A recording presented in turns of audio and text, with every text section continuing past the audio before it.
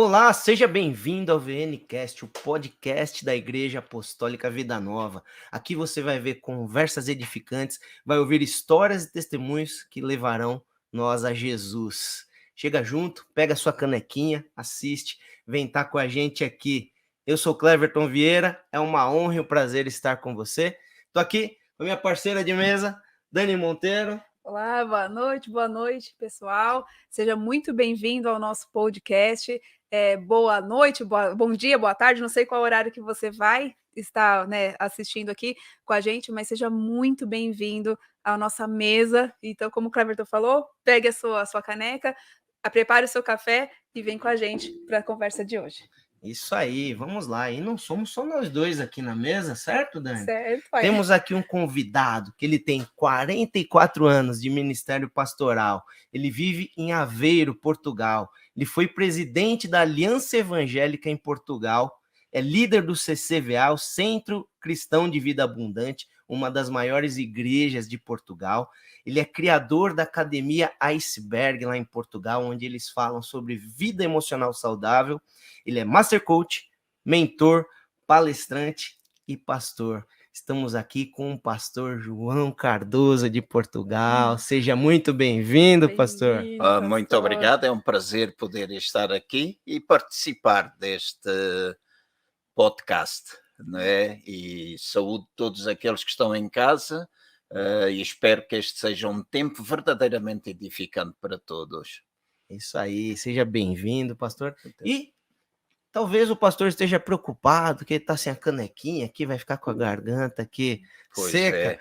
Não, produção, traz aqui o presente do nosso pastor.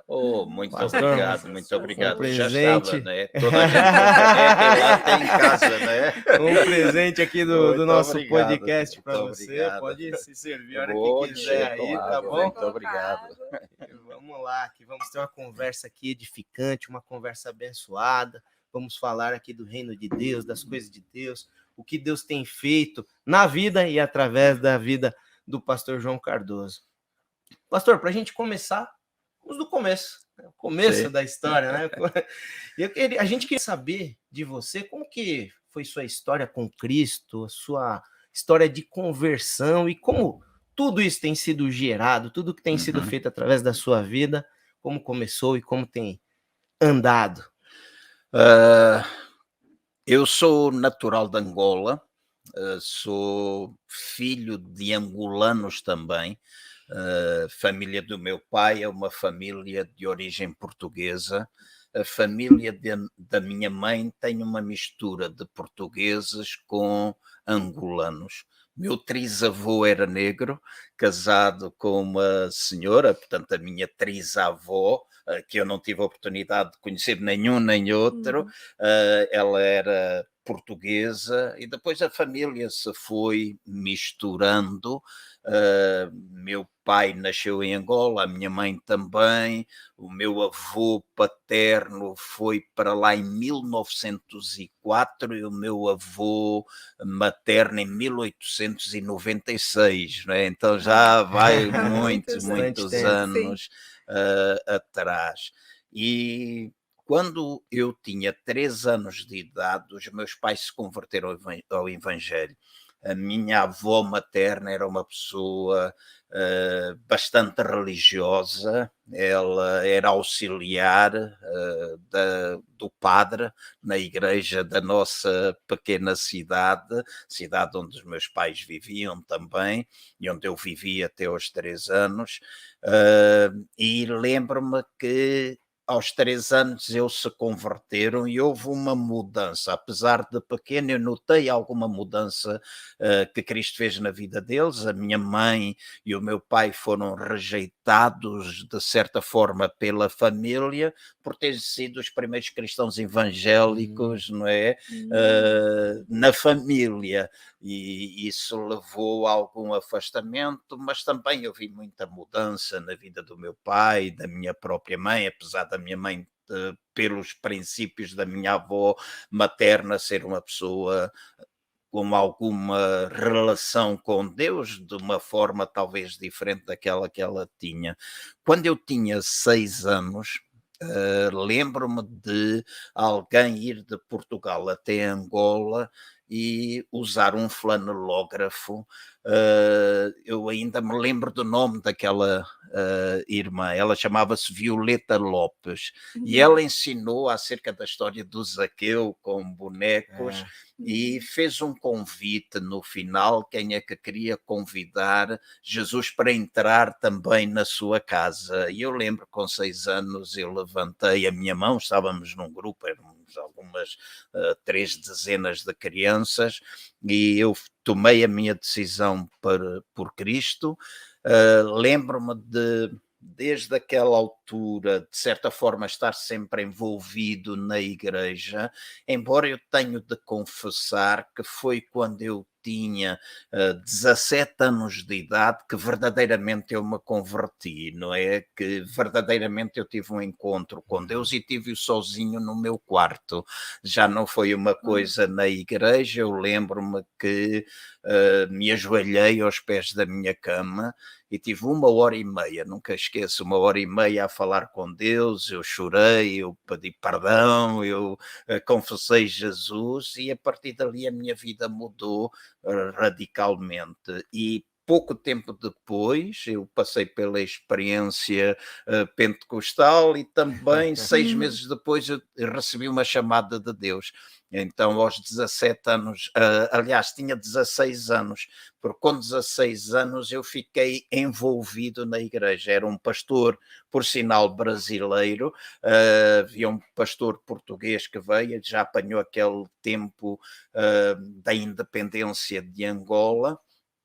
E então ele foi até lá, pastor Daniel Ferreira, que creio que ele vive em Niterói, a esposa a Elisa, e eles começaram a acompanhar-me todos os dias às 6 horas da manhã. Eles passavam na minha casa, batiam à porta e levavam-me até à praia. Eu fui nadador durante alguns anos, joguei handebol, então era uma coisa que eu gostava, era nadar, e tinha também uma paixão, que era pescar. Eu gostava muito de pescar, porque acho que aliviava a tensão, etc. Então ele passava às 6 da manhã, nós íamos até à ponta da ilha, na cidade de Luanda. Ele dava-me 15 minutos de ensino bíblico, discipulado 1 a 1. Depois nós orávamos, depois nós corríamos 8 quilómetros, e quando chegávamos ao local onde estava o carro, em Angola, na praia, havia pontões em pedra para evitar que o mar penetrasse, portanto, e galgasse para a estrada. Entre pontão e pontão nós nadávamos e fazíamos uma corrida, que normalmente eu ganhava, porque estive muitas vezes envolvido nisso, e depois eu ia embora, tempo primeiro para a universidade, e depois, quando a universidade fechou, eu fui trabalhar, e então também depois ia para lá, e foi um processo. Minha conversão aconteceu assim, muito primeira decisão em resposta a alguma coisa que eu ouvia, a importância de nós termos Jesus na nossa vida, e depois compreender que entre os 6 e os 17 anos, e principalmente na minha adolescência, minha juventude, eu não vou dizer que fui um bandido, ou que eu fui uma pessoa completamente perversa, mas eu sei que eu não vivi uma vida, talvez pela influência do grupo. A juventude é muito influenciada pelo grupo, então pratiquei uma série de coisas debaixo da influência do grupo, mas eu tinha a semente do Evangelho na minha vida. Então aos 16 anos eu fiz essa confissão, e uma série de coisas aconteceram naquele tempo. Foi um período de 6 meses, foi uma transformação radical. E passei a dar testemunho, ir para as ruas, a fazer campanhas evangelísticas, correr a Angola. Eu tocava acordeon também, né? E viola. Tocava acordeon, meu pai gostava de acordeon, então obrigou-me a estudar, a aprender acordeon. Tive um professor particular, então eu aprendi. Ainda hoje eu tenho esse acordeon. Ainda hoje eu tenho, já não sei tocar, né? E ainda hoje eu tenho uma viola. arranho, mas depois fica-me a doer os dedos, né? Mas a falta de costume, né, pastor? É verdade. Que legal, pastor. Então, começou cedo, né, sua história com Cristo, a sua conversão ali, Sim. até essa questão, depois a gente vai conversar um pouco sobre ministério, começou cedo, então, Sim. na sua vida, né? E você teve na família ali influências com relação a Cristo? Você tem mais, como que eu posso dizer, pastores ali na sua família, não?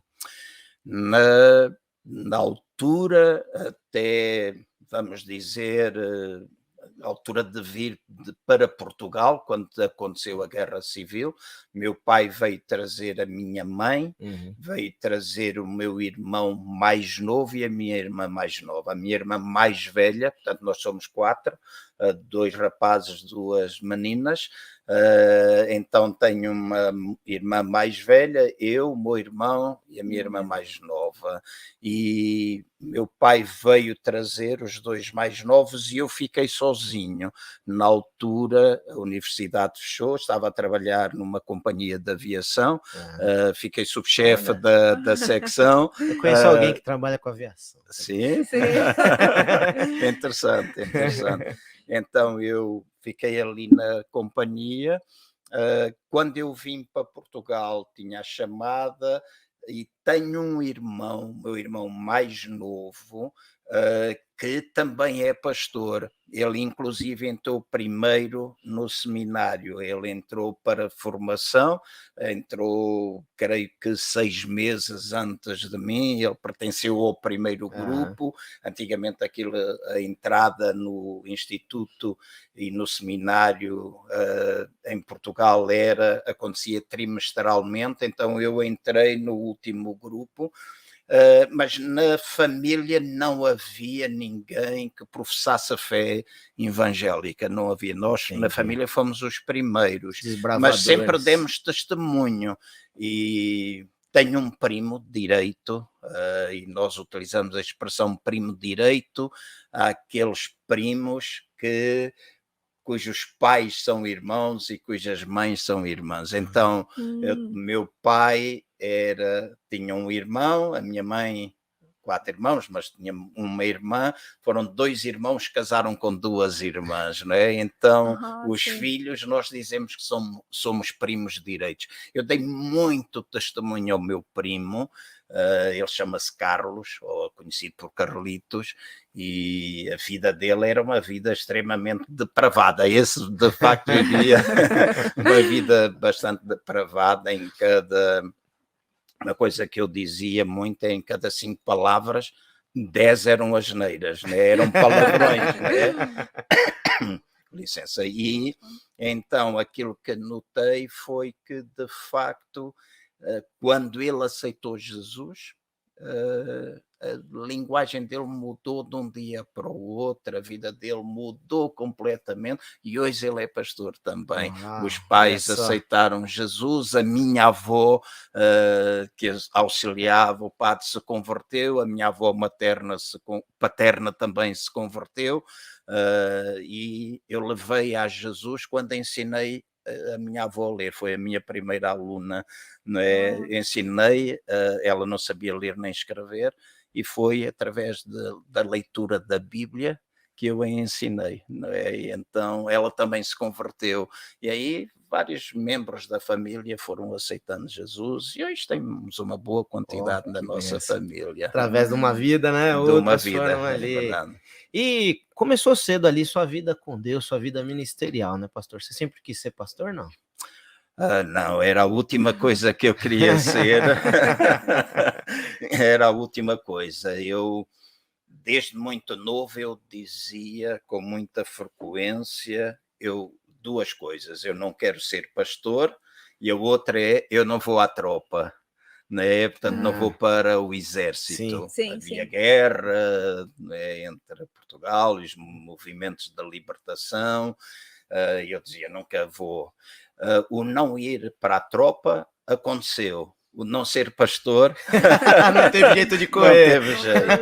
Porque eu tinha uma chamada, de facto. Comecei a trabalhar na igreja aos 16 anos, pertencia à direção da igreja, ao corpo ministerial da igreja com 16 anos, muito impulsionado por esse pastor brasileiro, e foi de tal forma que eu tinha paixão em pregar, ia para a rua, levava a viola.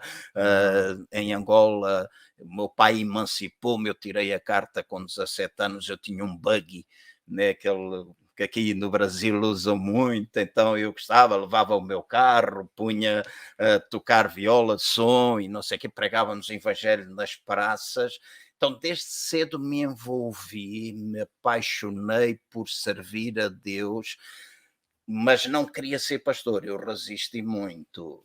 Houve já em Portugal, e eu tinha na altura 21 anos, eu fui a uma coisa que acontecia, é sempre que eu ia à igreja, desde aquela altura, quando vim para Portugal, né, assim, quando saí de Angola, em Angola eu servia muito, quando vim para Portugal estava completamente desenquadrado, uma cultura completamente diferente daquela que eu tinha.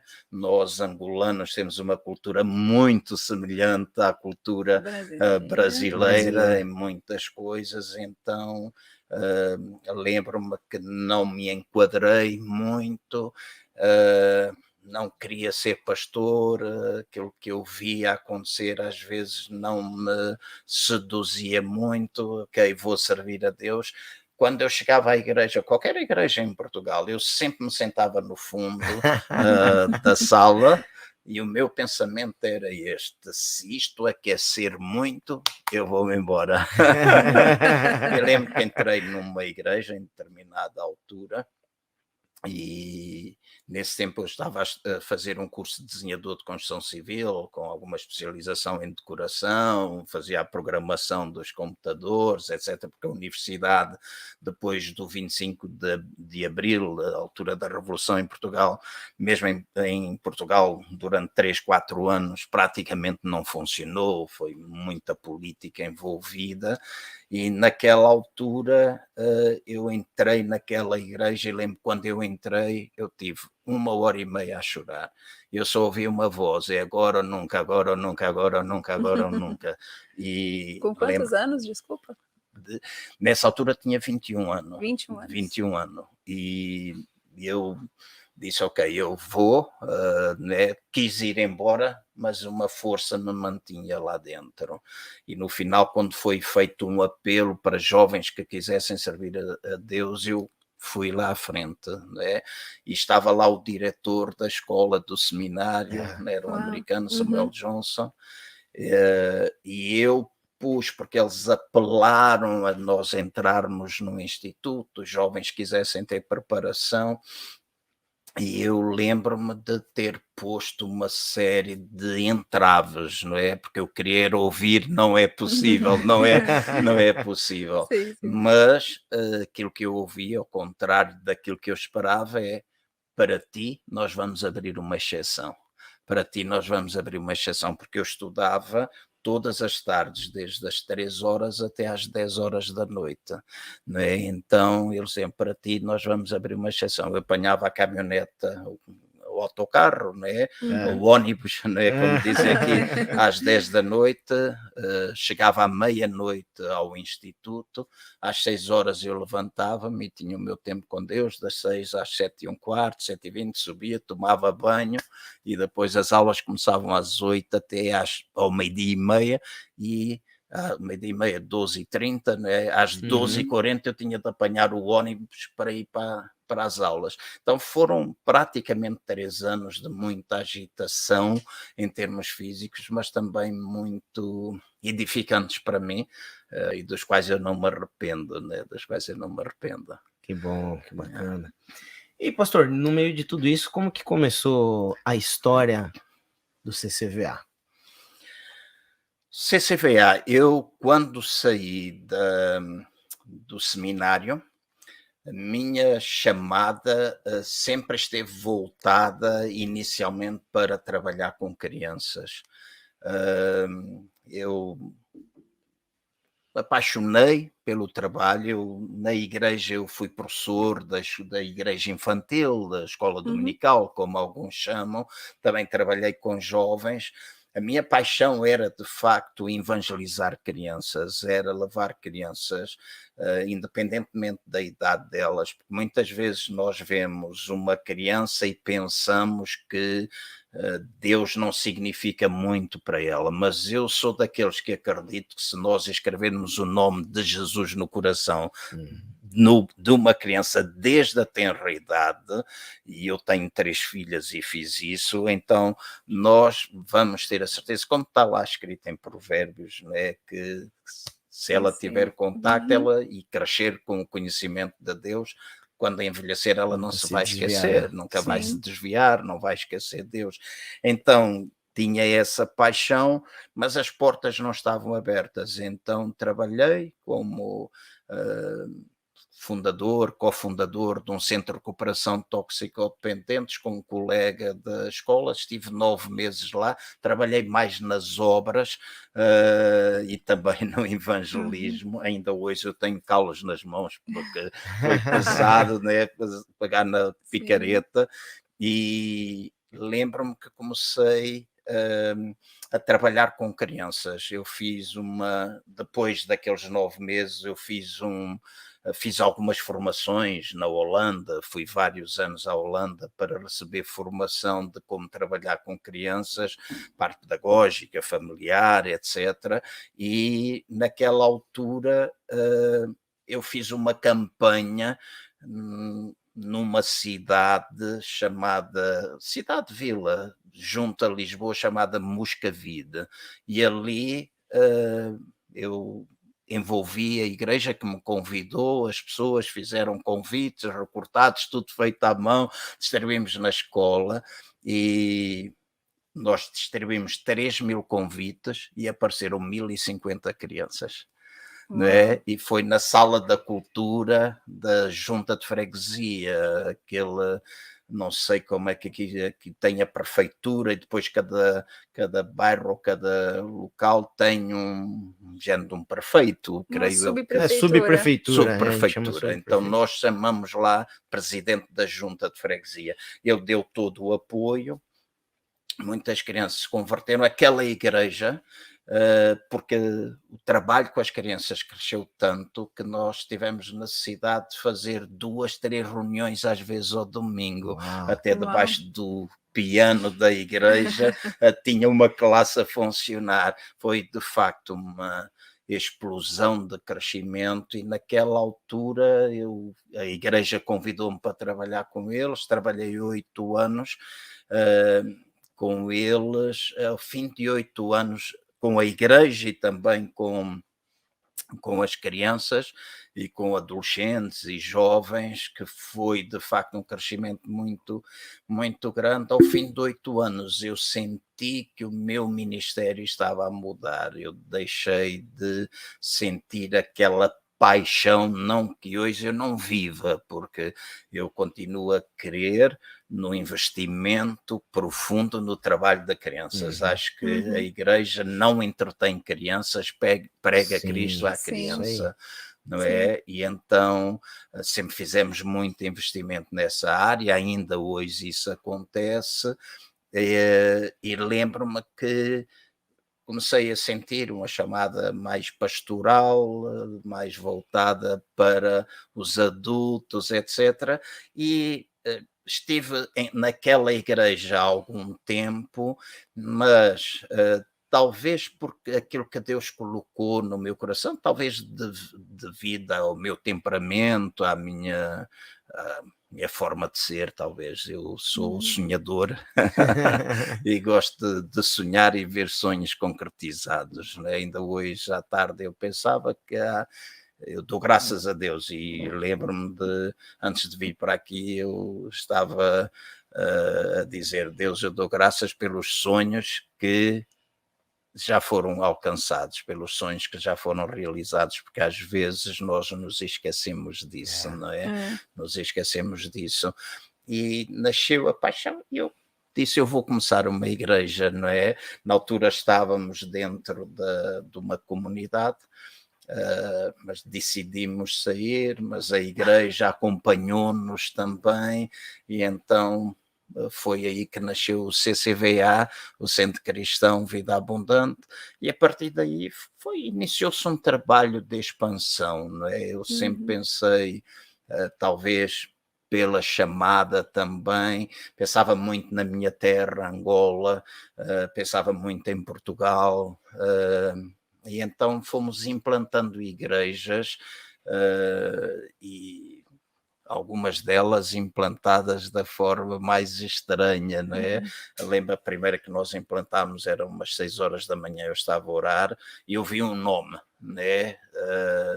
Não de forma audível, mas aquele nome, aquela coisa que a gente ouve cá dentro, né? Lausanne, né? Tu vais abrir uma igreja na Lausanne. Um angolano em Portugal, sem conhecer muito bem, eu lembro que tinha um mapa de Portugal, percorri o mapa de norte a sul, onde este ou oeste, andei ali à procura e não encontrei o nome da Lausanne, porque era uma vila com 3.000 habitantes.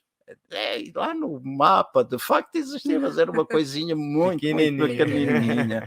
Então liguei para um amigo, ele disse, olha, Lausanne é uma vila aqui perto de Coimbra, e se tu tens o desejo de vir, há muito tempo que a nossa igreja anda a orar por essa vilazinha, porque ele contou-me, foi ali que começou o despertamento pentecostal e que deu origem a muitas igrejas da Assembleia de Deus no centro do país, né? Então foi a partir da Lausanne, e só existia naquela altura uma igreja de uma denominação chamada Os Irmãos, com 4 crentes, todas elas com mais de 72 anos. Eram 4 irmãs com mais de 72 anos. Então, lembro que fomos e abrimos, e a partir dali foi multiplicando essa paixão de abrir igrejas, de pastorear também e de abençoar.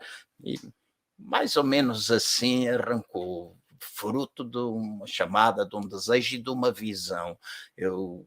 Naquela altura eu escrevi, porque eu dizia, Deus, há coisas que eu não consigo compreender, e trabalhei 8 anos ao lado de um pastor, e em 8 anos que eu trabalhei, um homem que faleceu, mas continuo a honrar, a alguém que foi meu amigo, mas durante 8 anos eu nunca fui discipulado.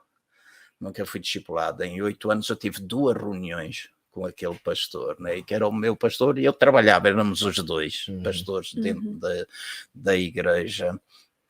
E então aquilo mexeu muito comigo, e eu dizia a Deus, eu não entendo isto, e se isto é que é servir a Deus, eu não me interessa, porque eu estou aqui e estou sem aprender nada.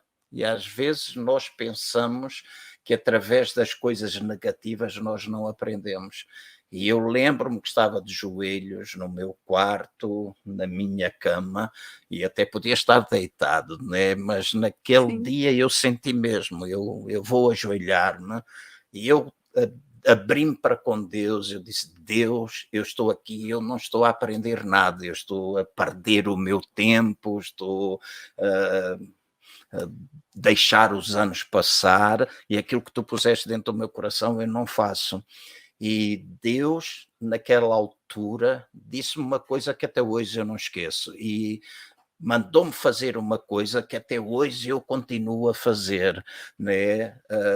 Passou como que um filme na minha mente, e eu comecei a ver todo o meu percurso de 8 anos ao lado daquele pastor, e eu dizia para eles, eu dizia para Deus, mas eu não aprendo, e Deus disse-me, estás a ver isto, estás a ver isto, estás a ver aquilo, e foi passando flashes da minha vida, e ele disse, isto é o que tu não deves fazer.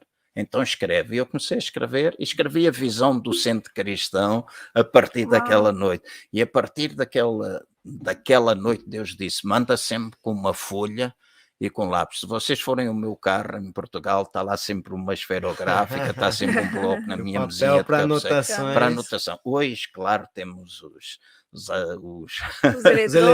eletrônicos, então é às vezes mais fácil, mas eu tenho uma secção no meu telemóvel para aquilo que Deus vai falando e eu anoto para não esquecer, né? Para não esquecer.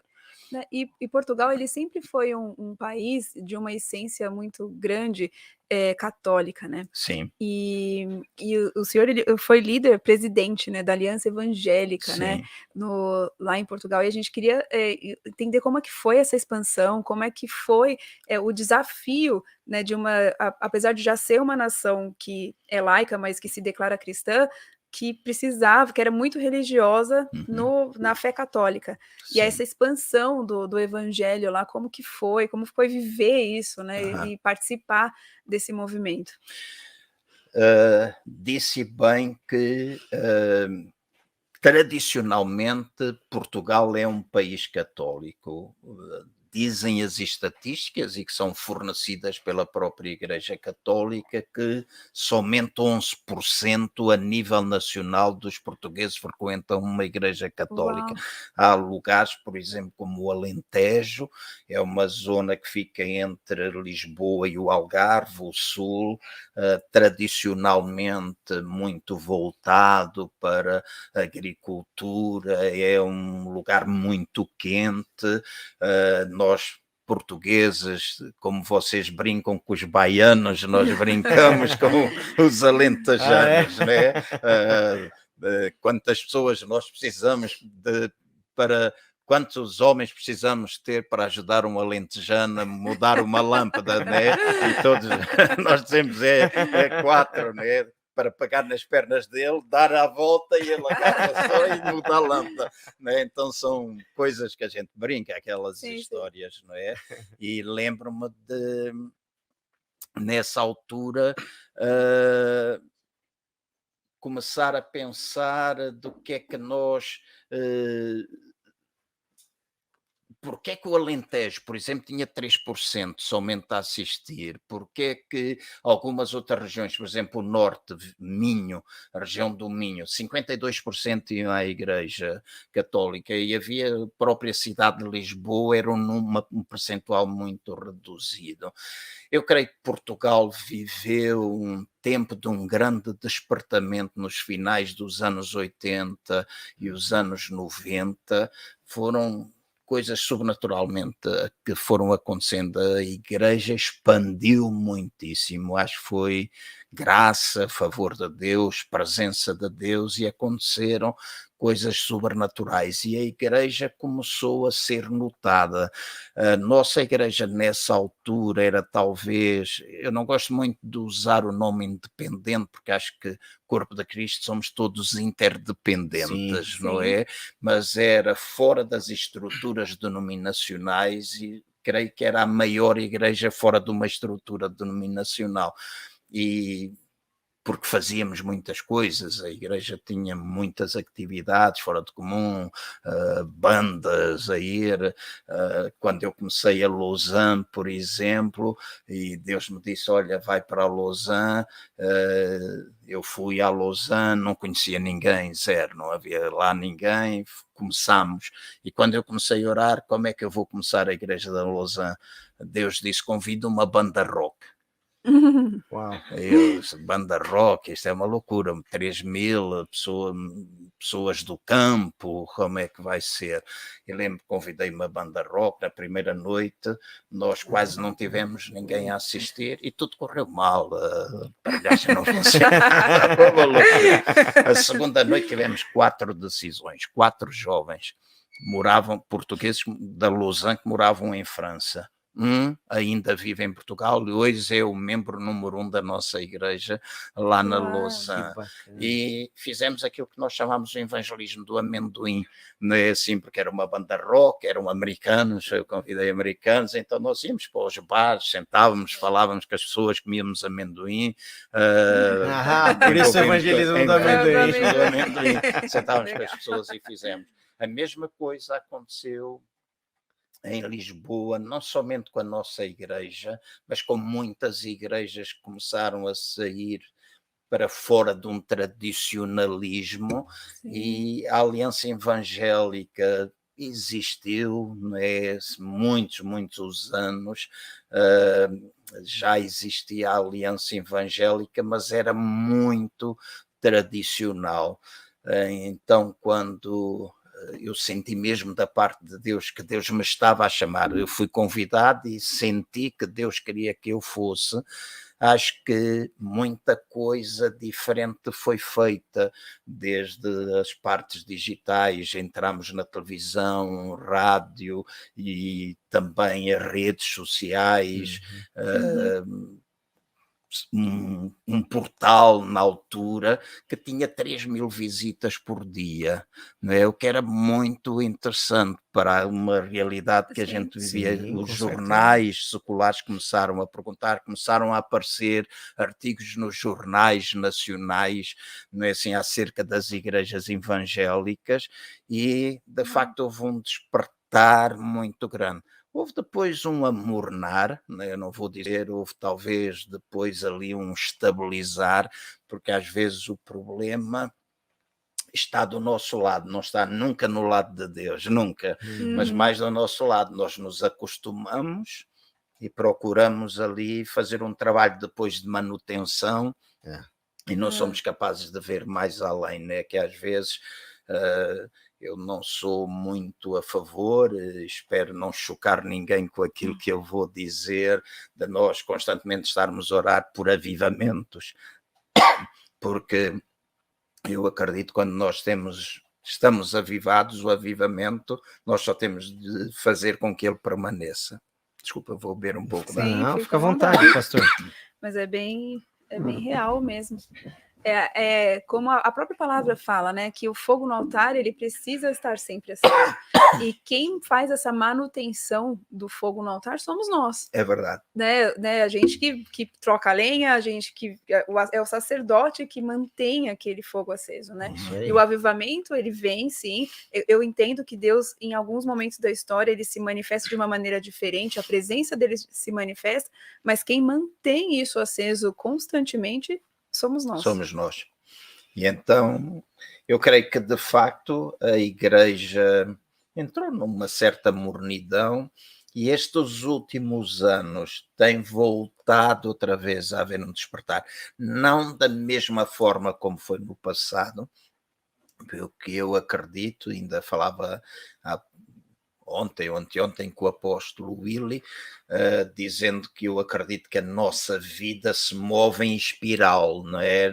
Muitas vezes a gente pensa que é aos círculos, mas eu acho que a gente de facto se move em espiral, porque o reino de Deus é um reino sempre crescente. A graça e o favor de Deus se vai manifestando de maneiras bem diferentes. E creio que em décadas ou anos, e agora parece que as coisas estão sempre muito mais aceleradas, nós vamos vendo ondas da manifestação da graça de Deus. Então, no presente, talvez não é com aquela intensidade que já foi no passado. Acho que Deus não está sempre a utilizar fotocópias, ele arranja originais, não é? Ele arranja originais, ele faz coisas novas, e hoje há muita coisa nova a acontecer. Em Portugal, por exemplo, a música, louvor, tem tido um papel fundamental no crescimento da igreja. E na atração dos jovens, por exemplo.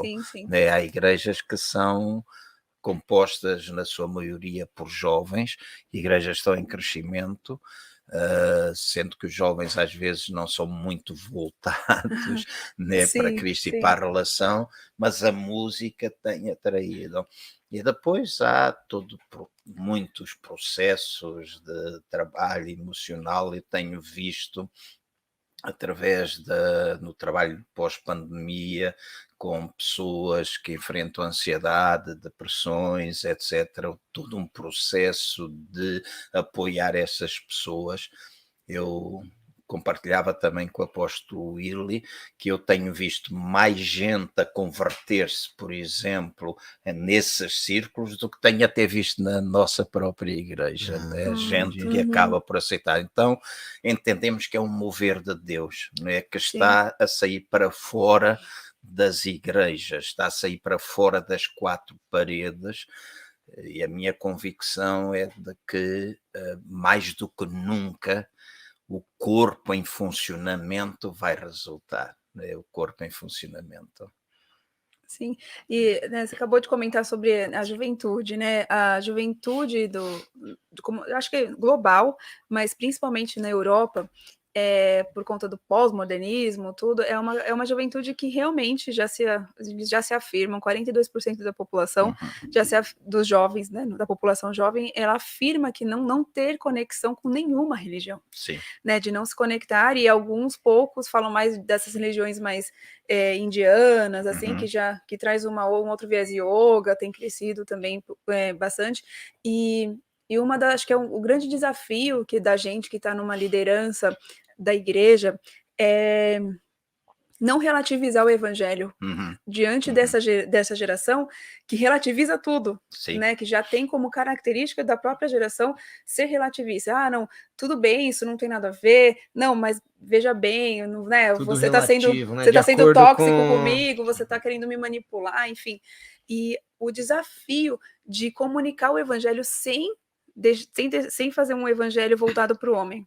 Que o evangelho continue cristocêntrico, do Cristo e esse crucificado, com essa geração que às vezes a gente tem tanta dificuldade de conectar o que realmente importa.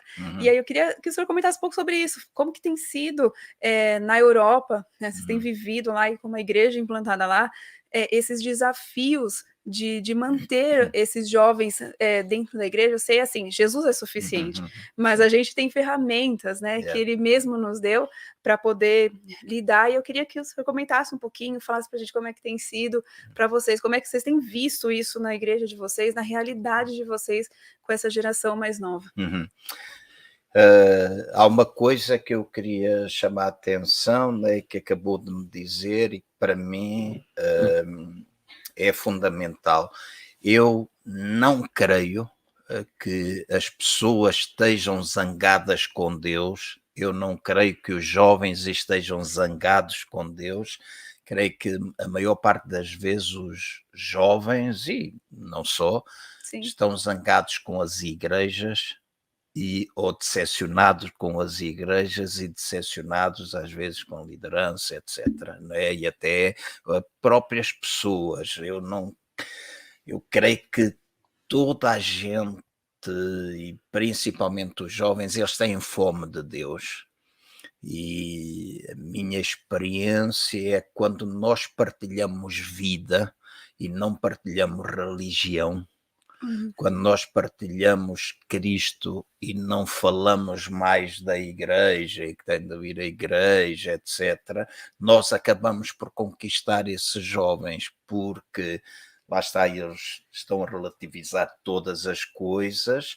Eles olham para a igreja como uma instituição, não é assim, que tem, porque a igreja ao longo das últimas décadas, mas eventualmente ao longo de muitos anos, tem passado uma série, parece que criou um livro de regras paralelo àquilo que é a palavra de Deus, né? E a palavra de Deus não chama ninguém, ou Deus não chama ninguém para regras, Ele não chama ninguém para prisão, Ele chama as pessoas para a relação, não é? Então, a forma de apresentar o evangelho a estes jovens, uma das pessoas que entrevistei numa das minhas lives, ela estava a dizer, a uma igreja que tem agora 10 anos em Portugal, tem um grupo com 340 jovens. Uau. Né, assim, numa cidade pegada a Lisboa, e estamos a falar de uma igreja só, não é? Então muitas outras que estão a ser atraídas, os jovens estão a ser atraídos.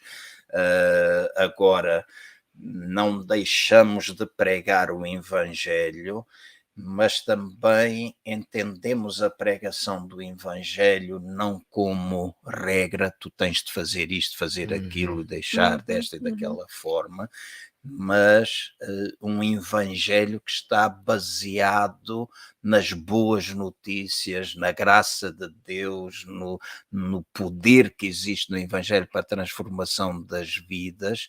E esse tem sido o nosso empenho nas igrejas que nós temos e também no corpo de Cristo na nação. E sei que em muitas outras nações isto está a acontecer. Tenho recebido testemunhos fantásticos de coisas que estão a acontecer na Holanda, em algumas cidades, na Alemanha, Bélgica. Bélgica é um país extremamente fechado para o Evangelho, não é? Quase que é proibitivo falar de Deus, porque dizem que nós estamos a arrancar pessoas, não se pode distribuir um folheto, por exemplo, na Bélgica. Já uma vez em Bruxelas, eu estava lá, vi um grupo a pregar um Evangelho na Praça do Midi, estavam ali a falar, ninguém parou para ouvir, ninguém parava para ouvir. Então, tem de ser uma coisa muito mais relacional, tem de haver uma proximidade da nossa parte com os jovens. E lá está, quando nós pensamos Europa e pensamos Brasil, eu penso que as realidades são de facto diferentes. A mesma coisa com Angola. Né? Assim, Angola, a juventude é extremamente aberta, né? Na Europa a juventude é um pouquinho mais fechada. Então creio que Deus tem de dar estes planos e estas estratégias, esta direção para que nós cheguemos ao coração deles. E se nós tivermos proximidade, se o Evangelho que nós pregamos são boas notícias mesmo e não são regras do podes, não podes, e que por detrás da pregação está a aceitação, nós aceitamos, dizemos venham como vocês estão, não é? Porque ao fim e ao cabo aconteceu com todos nós, uns mais, outros menos, mas sem Cristo nós estamos sem esperança, nós estamos sem vida. E é a vida de Deus em nós que de facto nos transforma.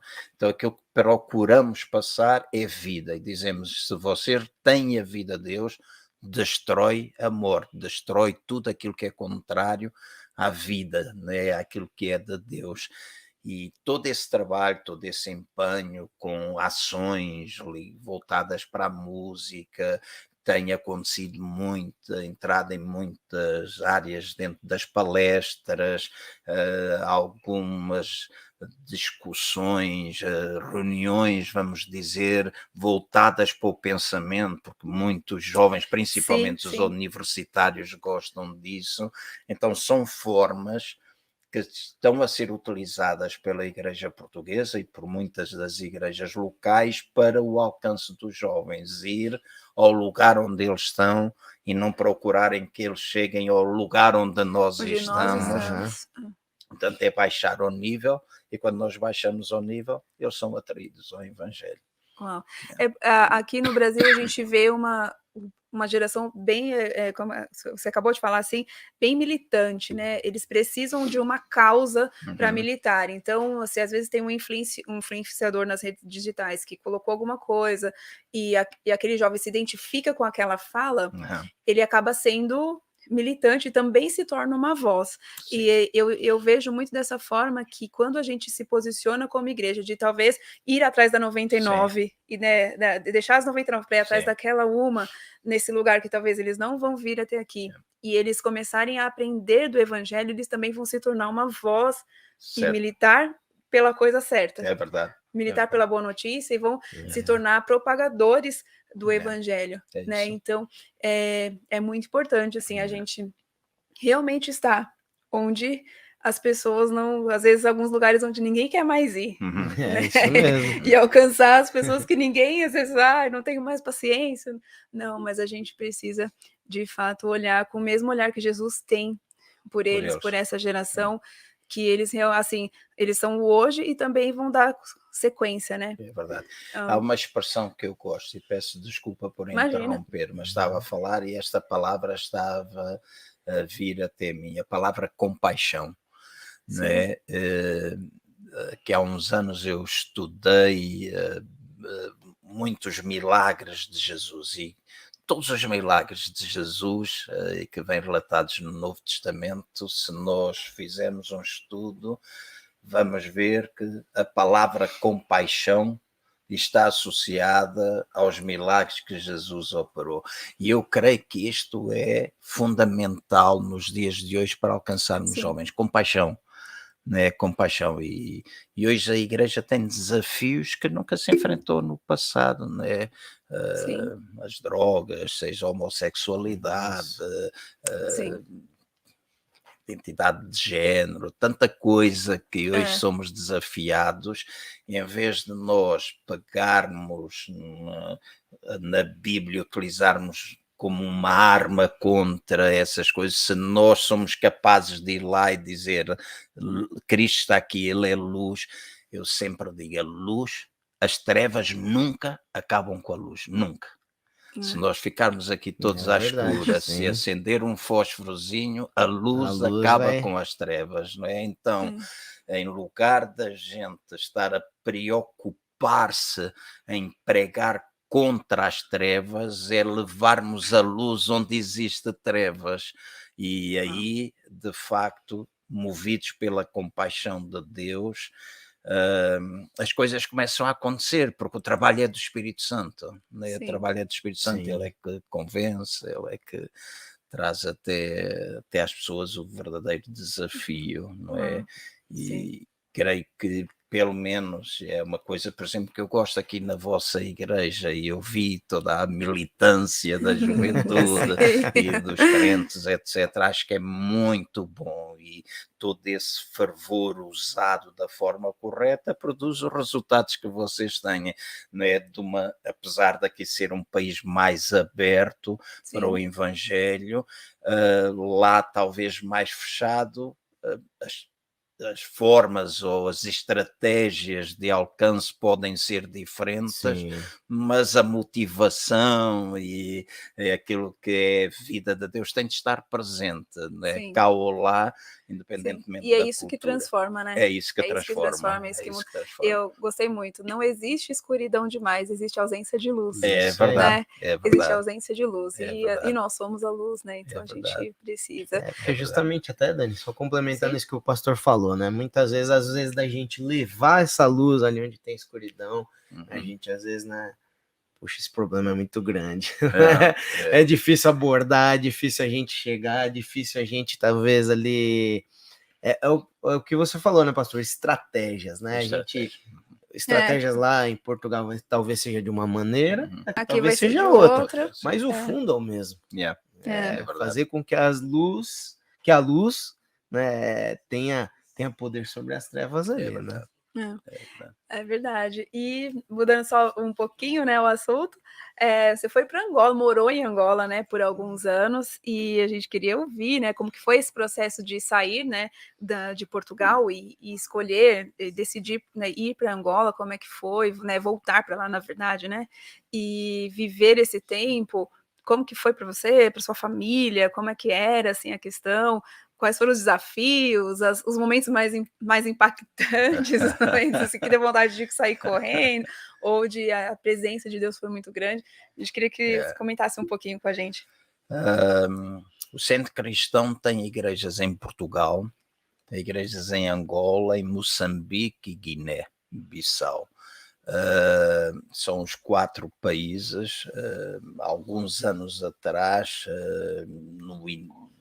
depois de ter estabelecido o Centro Cristão, ter fundado, Deus trouxe até mim essa palavra, não é, de alcançar estas nações da língua oficial portuguesa e alguns outros lugares. Temos alguma presença em Timor através de programas ligados à alfabetização, em Santo Tomé, Cabo Verde, etc. Portanto, há algumas ramificações, não com igrejas implantadas, mas com alguns trabalhos ligados à educação ou de outro género.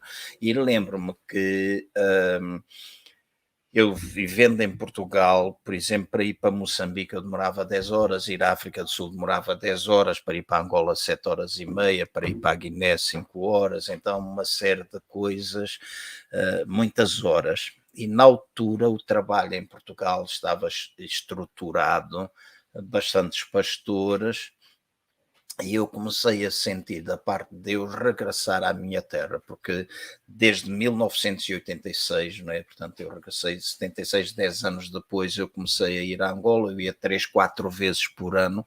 Eu lembro em 1986, quando pela primeira vez eu fui, depois da guerra e de ter saído de Angola, Angola ainda vivia uma guerra civil, eu estive lá 5 semanas, 3 semanas eu levei a chorar. E chorava como... Fazia-me lembrar Neemias, né? De o peso que ele sentiu por uma cidade destruída, por tanta gente a morrer naquela altura. Só na cidade de Luanda morriam 300 crianças à fome por dia, né? Mais 300 na cidade de Benguela, mais 100 então eram milhares de crianças que morriam. E eu transportei alguns, porque tinha um Jeep que eu usava quando estava lá, na parte de trás do Jeep que eu tinha. Então aquilo mexeu muito comigo. Lembro-me que em frente a um hotel, que era praticamente, havia 2 hotéis a funcionar, eu senti uma compaixão quando vi adolescentes a mexerem no lixo e a procurarem comida, que naquela altura disse à minha mulher, que faleceu, né? Portanto eu sou viúvo, mas eu disse-lhe se ela estaria disposta a ajudar-me a fazer alguma coisa pela minha terra, e desde aquela altura eu comecei a fazer. Ela também se apaixonou pela nação angolana, pelas pessoas. Ela criou um programa de alfabetização, que também existe no Brasil, mas feito por líderes brasileiros, mas para a língua portuguesa não brasileira, não né? Porque falamos, não existe brasileiro, existe português. Com a forma, apesar do acordo ortográfico, ainda há algumas coisas que vão separando, né? Mas ela produziu todos aqueles livros, que tinha não somente a leitura, a matemática, mas também muito livro de cariz cristão, voltados para a saúde, etc. Ela trabalhou com nutricionistas, desenvolveu receitas, 100 receitas, 100 ou 101 receita com banana, 100 ou 101 receita com milho e com mandioca, pronto, para ter todos os nutrientes necessários, porque as pessoas não morressem à fome e pudessem minorar. Houve algum trabalho que nós nos envolvemos a fazer. Começámos em 1991 a primeira igreja lá, 1992 começámos um trabalho social, uma escola, portanto em 86 nós orámos, fomos fazendo algumas coisas, até que em 92 nós estabelecemos uma ONG, que só foi legalizada 3 ou 4 anos depois, porque os papéis iam sempre desaparecendo, o tempo da guerra era muito complicado. Mas começámos com uma escola e começámos precisamente com aqueles que estavam a tirar, adolescentes estavam a tirar comida dos contentores. Eram 6, eu e minha a esposa, né, assim, do nosso dinheiro nós pagávamos 6 crianças, depois pedimos ao meu pai e a minha mãe ajudaram com 24, ficaram 30, contratámos um professor para dar aulas e fizemos uma escola que teve 5.750 alunos e dava depois comida a 3.500 por dia. Né? E muita gente nos ajudou de muitos lugares, tivemos padrinhos, e creio que aqui da Vida Nova há muitos anos atrás eram sustentadas algumas crianças. O apóstolo Willi, ele poderá confirmar isso. Nós criámos um programa de apadrinhamento e se alcançou muitas crianças, e a partir dali a minha o meu desejo era simplesmente abençoar crianças, ajudar famílias, desenvolvemos vários projetos na área da educação, da saúde, ação social, emergência humanitária, desenvolvimento comunitário, fomos desenvolvendo projetos e nessa altura nós encaminhávamos aqueles que iam aceitando o Cristo, porque a oração estava presente na escola às 6 da manhã, toda a gente tinha de estar para orar e para ouvir a Bíblia durante 1 hora, antes das aulas começarem, das 6 às 7. E depois, ao domingo, nós juntávamos as crianças, eram 4.500 a escola dominical ou a igreja, 4.500 que vinham da escola, né? Então a gente dava bolachas para eles, pacote de pipocas e coisas assim do género, para além daqueles que alimentávamos semanalmente, que era só até aos 12 anos de idade. Nós encaminhávamos as crianças e as famílias para as igrejas, mas não havendo a visão, muitas vezes não há o empenho, não é? Então, eu lembro-me de ter juntado 600 pastores, porque eu tinha prometido que eu não iria abrir igreja. E então eu disse, eu só vou abrir igreja se me permitirem. Juntei 600 pastores num cinema e pedi-lhes autorização. Eu disse, nós estamos a fazer isto, não há acompanhamento, vocês reconhecem.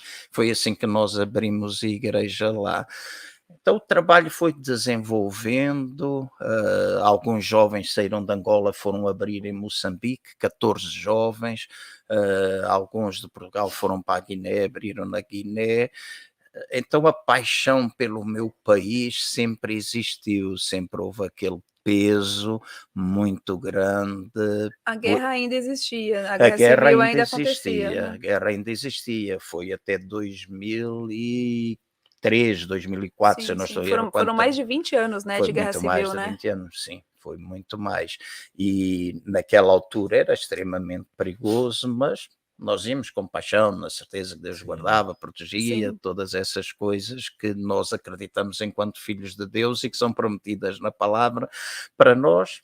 Precavíamos-nos, com certeza, e lembro-me de sempre existir aquela paixão interior pela terra. Quando tínhamos o trabalho organizado, Deus começou-me a desafiar de eu regressar à minha terra, no sentido de formar liderança, formar jovens, não é? E investir muito do meu tempo. Porque lembrei-me, e fiz isso em Portugal durante muitos anos, principalmente antes de ir para Angola. Eu tinha um grupo que eu chamava o G42. G42 era a geração 42. Né? Estava a falar com o apóstolo Willy um pouquinho o que é que está por detrás do nome. No deserto, o povo, né, quando se movimentou no deserto, movimentou-se 42 vezes. Né? Portanto, houve 42 movimentos no deserto antes de entrar na Terra Prometida. Se nós formos a Mateus, na genealogia de Jesus Cristo, entre Adão e Jesus são 41 gerações.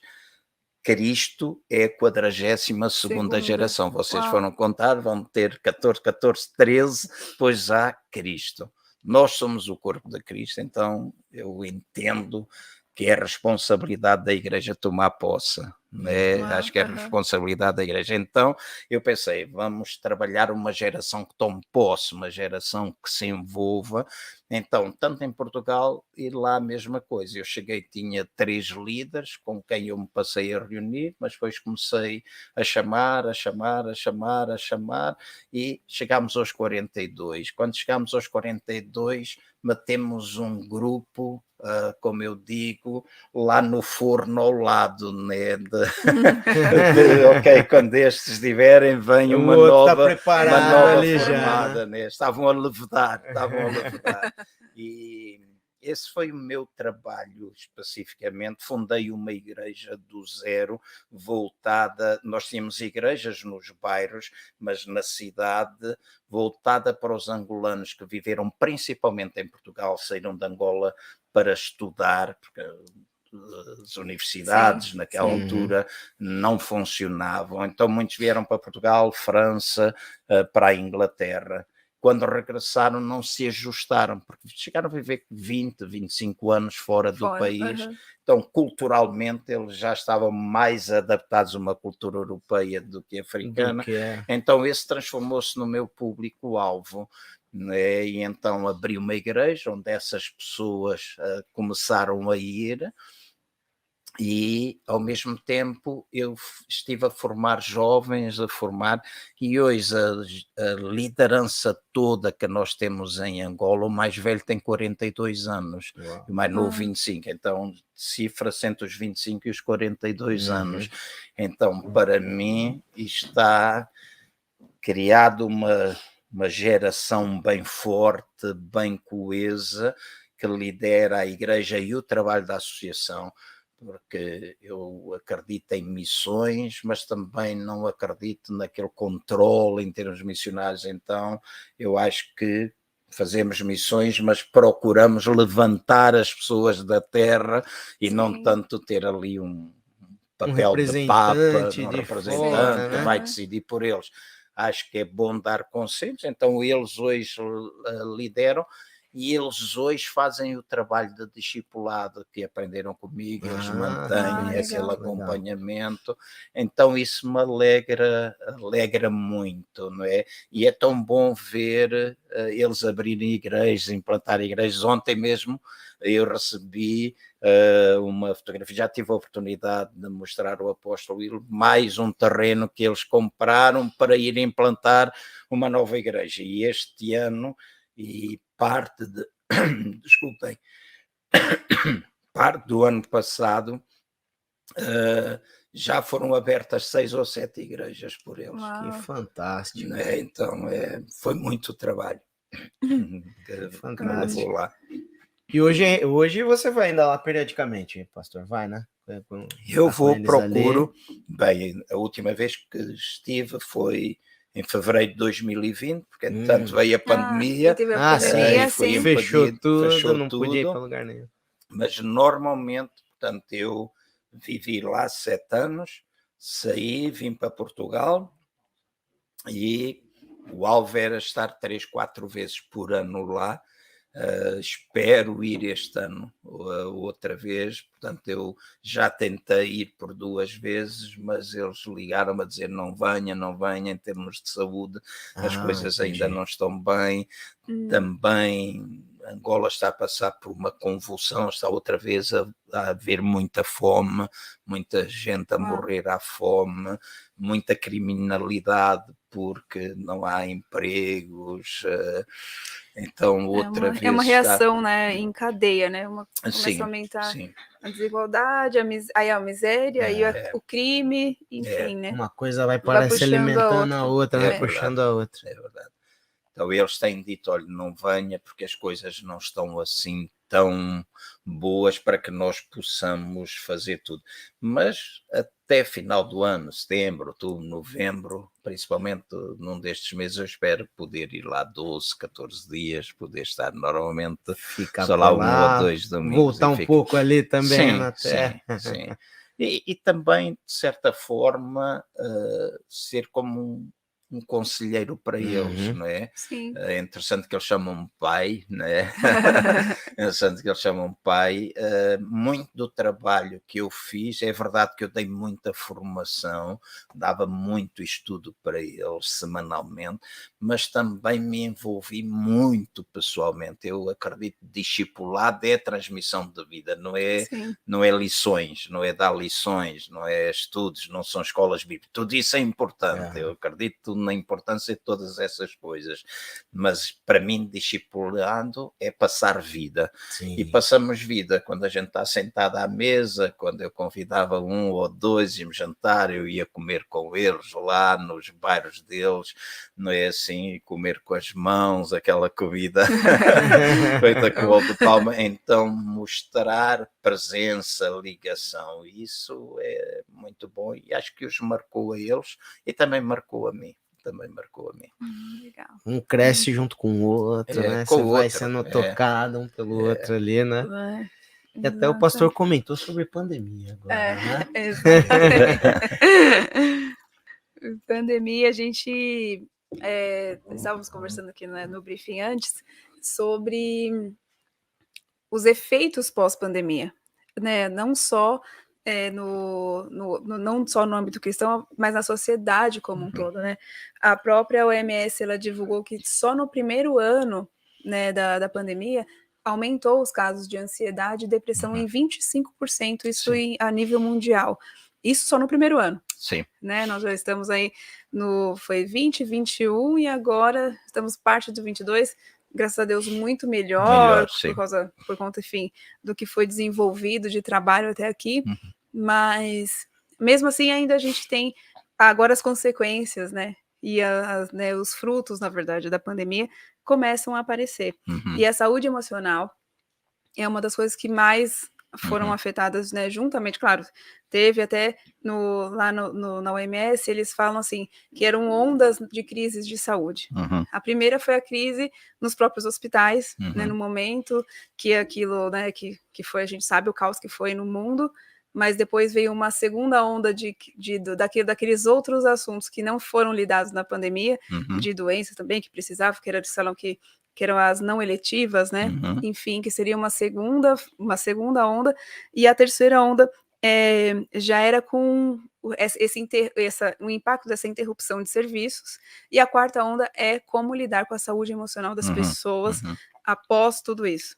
Porque, né, como a gente falou, muitos países estão vivendo situações financeiras diferentes, que tiveram impactos emprego, quantos pais de família perderam seus empregos ou tiveram seus salários interrompidos durante esse tempo.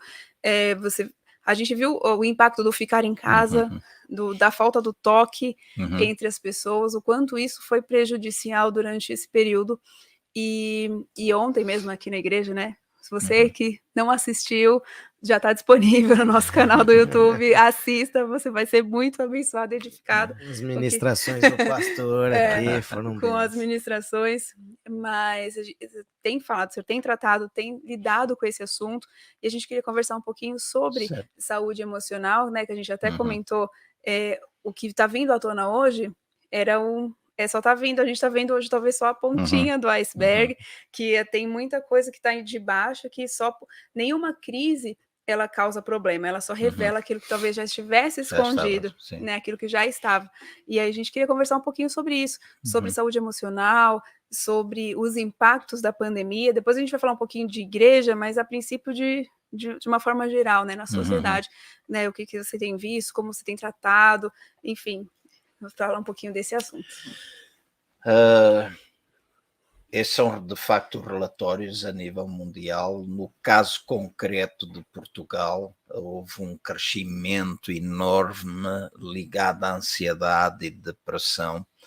O suicídio aumentou drasticamente, o número de divórcios aumentou também drasticamente. A saúde emocional e mental, né, assim, sofreu graves problemas. Há um professor bastante conhecido, o professor Dr. Daniel Sampaio. Ele passou pelo Covid, ele teve Covid, esteve internado bastante tempo, e ele é possivelmente um dos psicólogos, psiquiatras mais conhecidos em Portugal.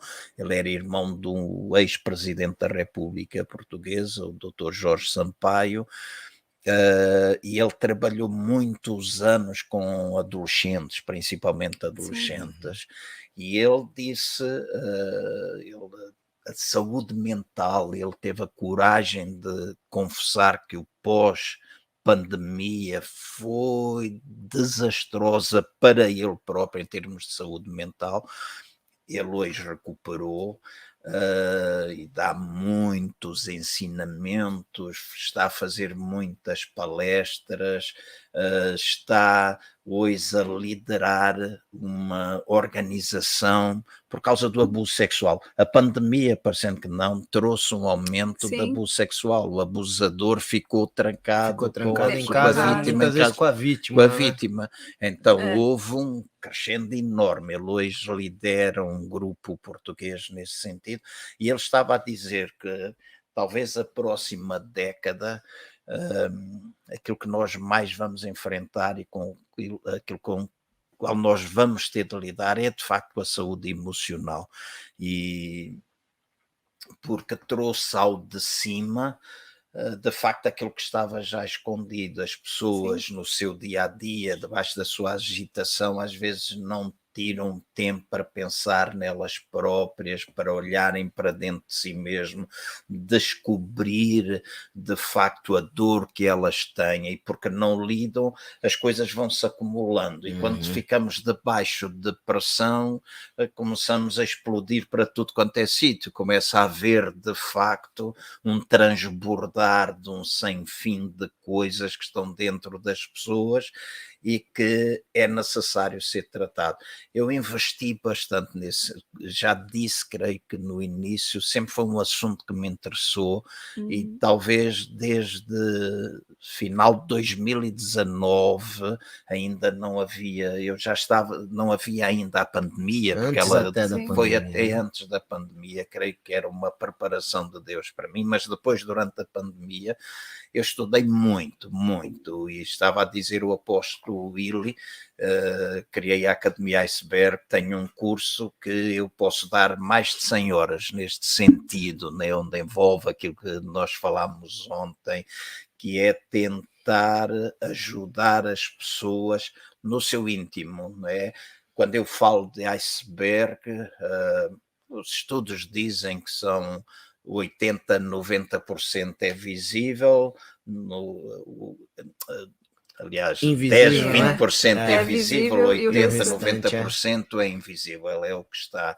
Então, eu costumo dizer, na vida nós temos problemas de superfície que têm uma causa de superfície, que por sua vez têm um problema de raiz, que tem uma causa de raiz.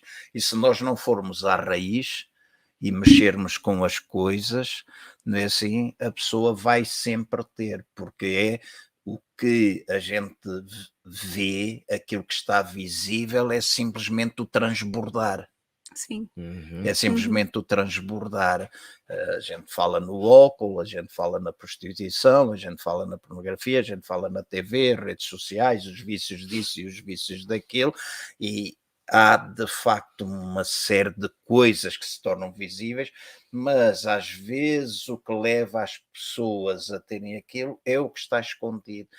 E no meu entender, passa muito pela nossa educação, pelos nossos primeiros anos de vida. hum, É a palavra, e há pouco já citei isso, nós devemos ensinar o menino, não é assim? Sim. Portanto, desde pequeno nós ensinarmos. Em Portugal, a Igreja Católica tinha um dizer, é dá-me uma criança até aos 7 anos e eu terei um católico para toda a vida, ou nós teremos um católico para toda a vida. Portanto, a importância que a Igreja Católica colocava Na no ensino, na formação. formação de uma criança. Eu creio que os primeiros 5 anos de vida são fundamentais na vida de todos nós, Uhum. os primeiros 5 anos, mas vai desde o nascimento até aos 12 anos, principalmente, porque é aí que se formam as nossas crenças, é aí que nós vamos adquirindo determinados vícios emocionais, vamos adquirindo comportamentos, e a pandemia trouxe ao de cima estas coisas que estavam escondidas, né, Sim. que estavam Uhum. escondidas, e enquanto nós não lidarmos com estas coisas, podemos ir arrastando alguma coisa que nós poderemos resolver mais rápido do que aquilo que nós pensamos, porque às vezes isto pode demorar muito tempo, e eu ouço muitas vezes dizer, pode demorar muito tempo. Mas, por exemplo, a pandemia, tenho lidado com muitas pessoas, dizia o apóstolo Willy, eu fiquei extremamente surpreendido pós-pandemia, e ao trabalhar com muitas pessoas, a quantidade de mulheres que foram abusadas sexualmente enquanto crianças. Ó, E é uma coisa que não se fala, né? sim. Ah, eu digo, mas é assim tão normal. Tratei de casos, de pessoas que foram abusadas pelo próprio pai e pela mãe ao mesmo tempo. Uau. Né? Outros tios, primos e visitantes, e ao começar a falar nestas coisas, as pessoas começaram a trazer aquilo que estava escondido, porque a pandemia fê-las dizer: nós não aguentamos mais, nós já não aguentamos, emocionalmente nós não conseguimos. Alguns puseram termo à vida, né? Infelizmente, suicidaram-se. Na cidade onde eu moro, houve ali um mês aproximadamente, que houve ali 3 ou 4 suicídios, pessoas que se atiraram para a frente do comboio porque não aguentavam mais, não é? E talvez, se a pandemia não existisse, eles podiam prolongar ali um bocadinho mais, mas os problemas colocaram uma pressão tão grande, as emoções foram ao rubro, não é? Aquilo que eram memórias negativas de um forte impacto emocional vieram ao de cima, não é? Porque todos nós temos memórias, não é? Positivas, negativas, umas com maior impacto do que outras, mas todos nós temos. Se nós pararmos e pensarmos na nossa infância, se calhar nós vamos nos lembrar de muita coisa que aconteceu na nossa vida, não é? E às vezes até pode não ter sido nada como uma violação, pode não ter sido um maltrato, mas às vezes pode ter sido palavras que a gente ouviu. Sim. Palavras que a gente ouviu, pode ter sido coisas que nós vimos, né? Então, aquilo que é falado, aquilo que é visto ou ouvido, vai causar ou vai formar, principalmente quando nós somos crianças, vai formar muito daquilo que é a nossa vida de adulto, não é? E então, há pessoas que tinham memórias, e algumas até negativas, não daquela coisa de uma violação ou alguma coisa extremamente violenta, mas, por exemplo, estava a falar com alguém muito recentemente que aquilo que ela me dizia é o abandono, né? O pai era militar, fazia promessas, não estava em casa, e então ela sentia-se desde pequena abandonada, né? Porque vamos fazer assim, mas depois não podia porque tinha de ir embora, etc. O abandono, quando presente na vida de uma pessoa, no estado adulto, vai sempre refletir-se dessa forma, quer nós queiramos ou não. Claro que às vezes nós somos capazes de admitir, outras vezes nós não admitimos, enquanto muita gente não admite isso, porque também não quer trabalhar nessas áreas na vida delas, mas aqueles que admitem, é um processo que é iniciado, que às vezes pode ser complicado, porque vai mexer com muita coisa das emoções, mas é necessário, e a pandemia trouxe muito disto ao de cima, e eu creio que igreja, e creio que nós individualmente devemos trabalhar e investir muito neste sentido, e até procurarmos ajuda, né?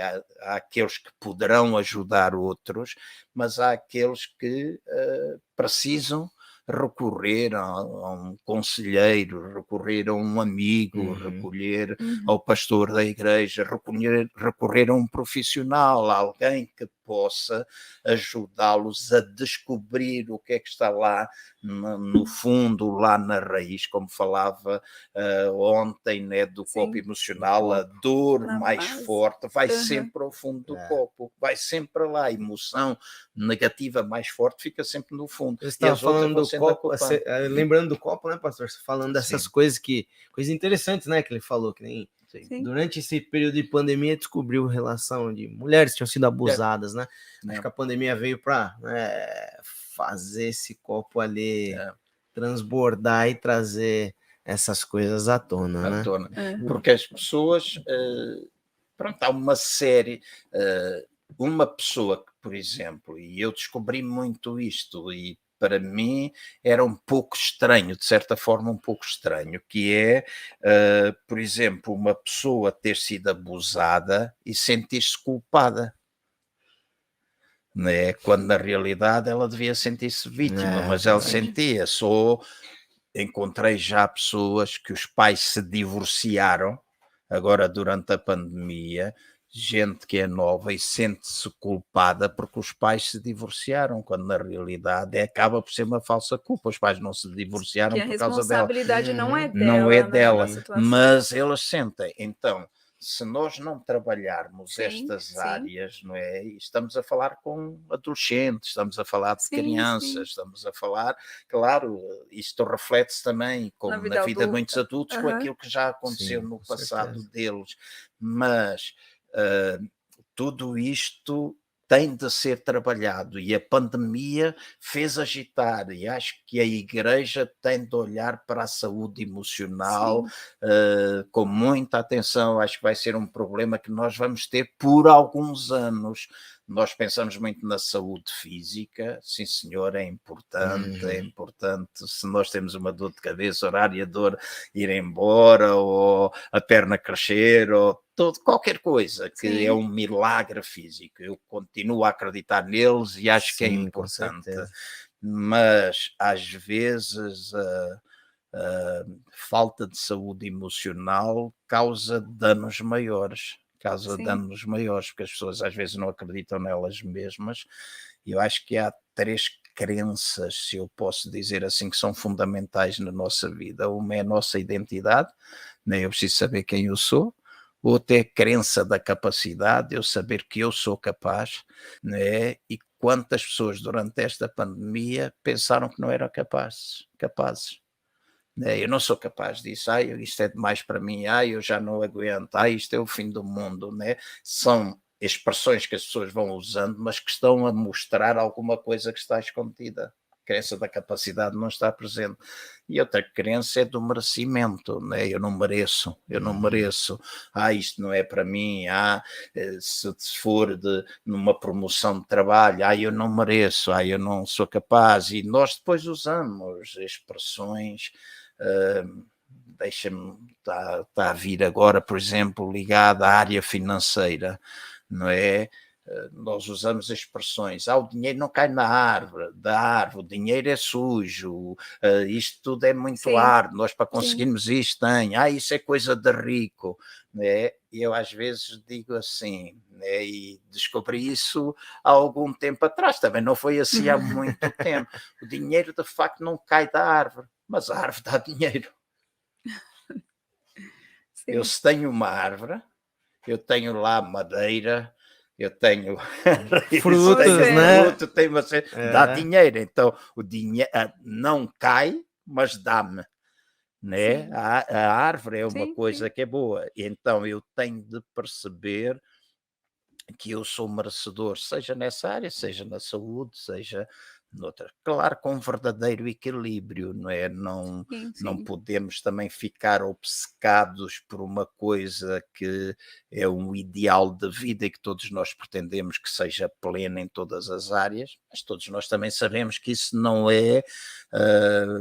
acontece sempre, mas o importante é que a nossa vida vá andando, vá rolando, de forma que saibamos e sejamos capazes de descobrir quais as áreas, e provavelmente na quarta-feira eu irei falar nisso, se o tempo assim me o permitir, mostrar um pouquinho daquilo que é a nossa vida nas diferentes vertentes. E se nós notamos que nesta área está fragilizada, é uma área onde nós devemos investir, porque quer queiramos, quer não, se a nossa vida não estiver equilibrada ou se houver um desequilíbrio muito grande numa área, todas as outras são afetadas. Né? Se eu não estiver bem emocionalmente, a minha vida espiritual não está bem, a minha vida profissional não está bem, a minha vida familiar não está bem, tudo é afetado. Tudo fica bagunçado. Fica tudo bagunçado. Mesma coisa se eu não tiver uma vida financeira. Bagunça tudo o resto, né? Porque eu vou dizer não posso, e depois vou dizer aos meus filhos, eu não te posso dar sorvete, não posso dar um gelado, não posso fazer não sei o quê, porque há uma área que não está a funcionar muito bem. E se eu levo a vida a dizer aos meus filhos não posso, agora vocês vão dizer, ou os ouvintes poderão perguntar, então mas nós vamos dar tudo aos nossos filhos? Não, todas as coisas têm princípios, nós temos de colocar limites, todas as crianças, todos os filhos precisam ter limites, isso é uma coisa indiscutível, mas eu também não posso estar sempre a dizer, o pai não tem dinheiro, a mãe não tem dinheiro, eu não posso fazer isto, eu não posso fazer aquilo, porque nós estamos a passar uma mensagem de escassez muito grande, passamos uma mentalidade às vezes de pobreza, quer a gente queira que não, ela vai viver, e vai viver no futuro com aquilo, e todos nós temos memórias nesse sentido, nessa área ou noutra qualquer. Pandemia, para mim, trouxe isto tudo ao de cima. Falou há pouco, muita gente perdeu o emprego. Sim. Não é? Muita gente perdeu o emprego. Sei de muita gente que ficou transtornada, não é? Mas também conheço algumas pessoas que no tempo da pandemia elas deixaram-se usar por Deus, a criatividade entrou em funcionamento e hoje têm coisas que nunca tiveram na vida. Uau. Durante a pandemia, né? A gente pensa às vezes que se todo mundo se reinventou. Reinventaram. Todo mundo teve ali, a gente tá falando de situações emocionais, problemas, tudo, mas tiveram questões, pessoas, né, que ao invés ali de ir para baixo, olhar para baixo, olhar o problema, né, viram oportunidades. E aqui no Brasil até a gente vê isso também, né? Quantas pessoas, né, que a gente vê falar que durante a pandemia, sei lá, a empresa, por exemplo, deu aquele boom, né? Teve um insight, um olhar, não, agora é hora de produzir isso ou dessa forma, aproveitar, e acabaram ter como uma oportunidade, né, na pandemia. É verdade. E essa é a importância de falar do assunto, né? Sim. Da gente falar assim, olha, você precisa lidar com as suas frustrações ou com as suas mágoas, com as suas questões, porque senão você vai acabar vivendo uma vida mais limitada. Claro. Né? Claro. E a vida que Jesus conquistou não foi essa. Né? Uma vida em abundância. Então, às vezes, as nossas próprias limitações são consequências das nossas dores, das nossas questões, daquilo que a gente viveu. E a igreja, às vezes, dentro da igreja, a gente por muito tempo não falamos desse assunto. Sim. Por muito tempo não consideramos a saúde emocional das pessoas, não no sentido de, não é que não era importante, mas a gente falava assim, talvez isso era falta de Deus, né? Quantas vezes já foi falado sobre isso? Não, depressão é falta de Deus, não, isso, e não é. É uma questão que precisa ser olhada, né? E que bom que a gente tem visto pessoas se levantando e falando sobre esse assunto, ensinando sobre o assunto, para a gente ter, né, passar por essa consequência, né, de pandemia nesse tempo. Depressão é doença, não é? Exatamente, é uma doença. Digam que as pessoas podem dizer o que quiserem, não é?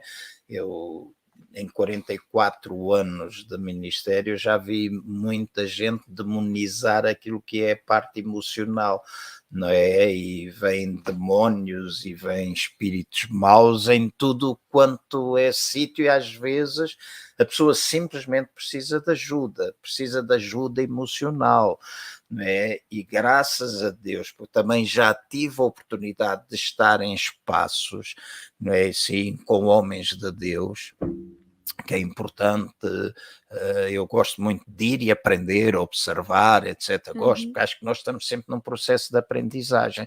Eu já estive numa conferência, 5.000 pessoas, a presença de Deus era tão grande. Isto aconteceu em Brighton, na Inglaterra, e o orador, o tempo de louvor foi tão intenso, que a presença de Deus baixou de uma forma tão forte que quando o pregador subiu, ele disse, eu já não consigo pregar, a presença de Deus está aqui, eu só vou ver agora o que é que Deus vai fazer. E vejo pessoas a gritar, lembro-me de ver, e muita gente, a equipa, ele tinha uma equipa de 300 pessoas a acompanhá-lo para ministrar às pessoas, e lembro de ir e começar logo a expulsar uma pessoa que estava a gritar, expulsar, ele disse, não faças isso, essa pessoa está a ser curada emocionalmente, aquilo que ela está a fazer são gritos das emoções, e ela ela está a libertar as emoções dela cá para fora.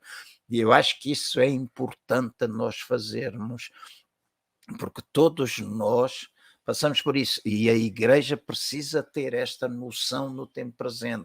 Sim, senhor, evangelho é poder de Deus para a salvação de todo aquele que crê, é boas notícias, Deus não perdeu o seu poder, Jesus Cristo não perdeu o seu poder, o Espírito Santo não perdeu o seu poder. Nós acreditamos, eu acredito 100% nisso. Mas eu disse ontem e digo aqui hoje, aquilo que compete a nós fazermos, Deus não vai fazer, não é? E eu posso orar pela pessoa, mas vamos pôr as coisas assim, se no transbordar das emoções, em termos da saúde emocional, no transbordar, eu vivo constantemente irritado, agressivo, por exemplo, também com uma postura bastante... Eu não perdoo, eu ataco este, eu ataco aquele, eu falo mal deste, nada está bem, etc. Às vezes, por detrás de tudo isso, está a ausência do pai, está a falta de perdão a algum membro da família, e o perdão é fundamental, né? A gente lidar com o nosso orgulho, o orgulho é destrutivo para caramba, né? O orgulho destrói muito. Então, estas coisas tornam-se necessárias. Somos perfeitos? Não. Nós todos temos de aperfeiçoar. Eu ainda tenho tanta coisa a aperfeiçoar na minha vida, não é assim? Agora, nós iniciamos um processo e quando iniciamos o processo, nós queremos caminhar nesse processo. Eu conheço pessoas que não perdoavam os pais. Né? Então, não perdoando o pai, né, não são capazes de ter uma vida plena. Então, emocionalmente, quando vem a pressão, quando vem um tempo em que todos nós ficamos meses e meses, né? fechados em casa, aquilo vem isso. tudo ao de cima. A igreja não deve falar? Claro que sim. A igreja deve falar e cada vez mais. E até eu costumo dizer assim, ou sonhando alto, sonhando, talvez não é sonhar alto, eu acho que a igreja deve ser uma comunidade terapêutica. Sim, com certeza. Né? Não é só um hospital, não é só uma maternidade onde geramos filhos e cuidamos, mas deve ser uma comunidade terapêutica, onde as pessoas emocionalmente também são cuidadas, onde as pessoas são conduzidas a caminhos onde elas podem experimentar a verdadeira liberdade. Eu não quero abusar do tempo, mas podia contar uma série de experiências.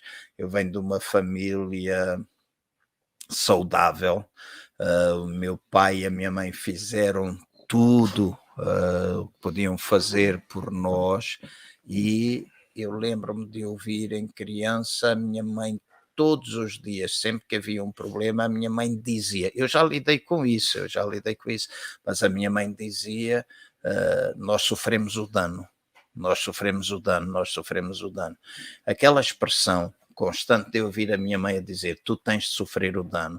Então faziam-me mal, a gente atacava, na escola era maltratado, mas aquilo que eu ouvia todos os dias é sofre o dano, ou seja, cala-te, não digas nada. Né? Aceita e pronto. Aceita e pronto. Então, isso teve efeitos muito grandes na minha vida. Há alguns anos atrás, eu comecei a lidar, eu até pensei que isso estava 100% tratado, mas foi durante a pandemia que eu consegui tratar isso e arrancar o mal pela raiz. Uau.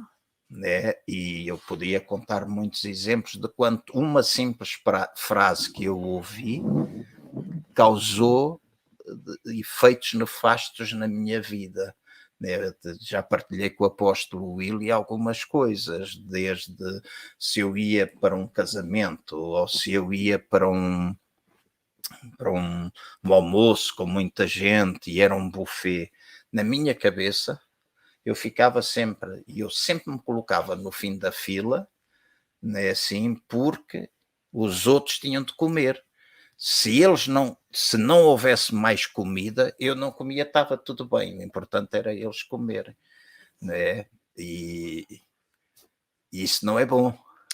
Exatamente, né? Não é salutar. Sim, A sim, gente sim. pensar, ok, eu também mereço Vou comer. sempre priorizar os outros Sempre. têm mais direito, né? E mais lugar, né? Na mesa que eu, enfim. Igreja, a gente nota aqui no Brasil, e acredito que seja de uma maneira geral, né? Mundial, o fator das pessoas não retornarem, ou melhor assim, durante o período da pandemia, a gente teve um crescimento de outras estratégias, né? Foi muito bom essa expansão da igreja no mundo online, que antes a gente talvez não tinha todas essas ferramentas, né, aplicadas à expansão. Por exemplo, o podcast é uma coisa que veio, que começou a crescer muito aqui no Brasil, das pessoas se interessarem por essa mídia, mas ao mesmo tempo a gente vê as pessoas muito acomodadas dentro das suas rotinas, acostumadas, adaptadas ao online de uma forma que não querem mais voltar para o presencial, de estarem presentes.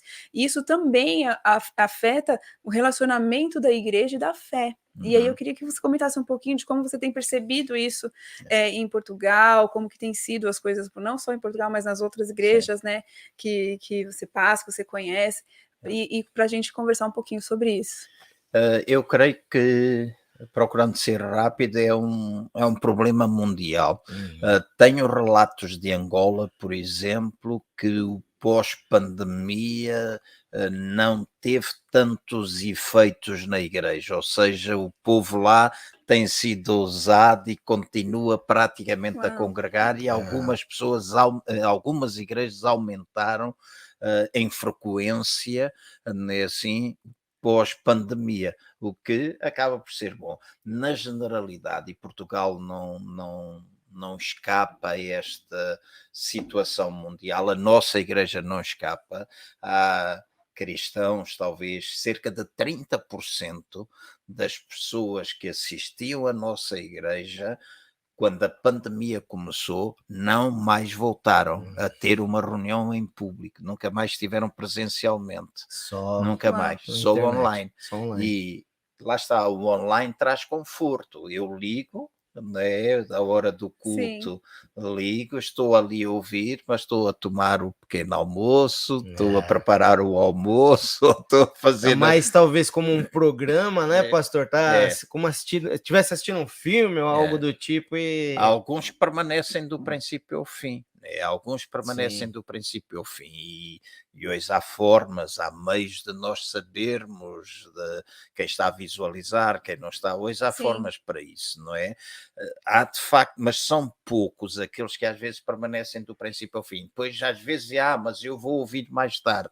Mas se calhar não ouvem nunca mais e perdem alguma coisa que é importante. Então, este é um efeito negativo na vida da maior parte das igrejas.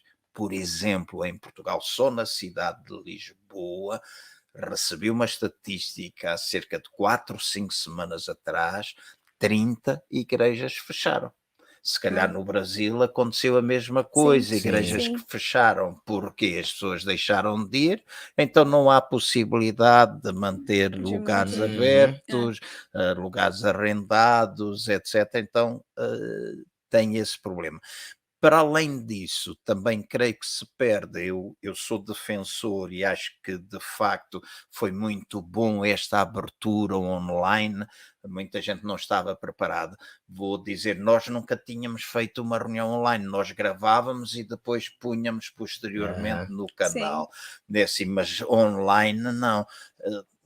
Decidimos concentrar as nossas igrejas, não é assim? Inicialmente tivemos ali 3, 4 domingos, fizemos, depois cada igreja começou a ter o seu próprio programa online, a sua transmissão online, mas inicialmente nós concentrámos no CCBA da Figueira da Foz e nós tivemos milhares de pessoas a visualizar o nosso culto.